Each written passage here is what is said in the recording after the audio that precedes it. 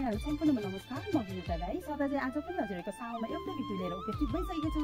आज भिडियो चाहिँ तपाईँहरू यहीँबाट देख्न सक्नुहुन्छ। यो निबुवा होइन, हाम्रो गाउँमा पाइने निबुवा। अहिले चाहिँ निबुवा पेल्ने सिजन आएको छ। निबुवा चाहिँ हामीले चाहिँ यो परम्परागत प्रविधिबाट पेल्छौँ। यसको नाम चाहिँ कोल हो होइन। अब यसलाई चाहिँ डल्लै लाएर पेल्यो भने चाहिँ यसको रस सबै आउँदैन नि त। त्यही भएर चाहिँ हामीले चाहिँ यसरी चाहिँ यसलाई चाहिँ ठक्कसँग दुई टुक्रा काटेर अलिकति यहाँ राखेर यहाँ तपाईँहरू देख्न सक्नुहुन्छ। गजबले पेलिन्छ के गजबले। अनि त्यसपछि यहाँ यसको रस चाहिँ ठक्कसँग यो नालाबाट होइन टक्कै गाग्रीमा टक्कसँग यहाँ आउँछ होइन। हाम्रो यो निबुवाको रस चाहिँ यहाँ छ। अब यो हामीले कम्प्लिट पेलिसकेपछि यसलाई चाहिँ ठक्कैसँग छानेर चाहिँ हामीले चाहिँ मजाले पकाउँछौँ। अनि अर्ग्यानिक चुक हुन्छ। हेर्नु है साथीहरू, यस्तो मजा हुन्छ कि आमामा ज्यान पनि बनिने चुक पनि खान पाइने।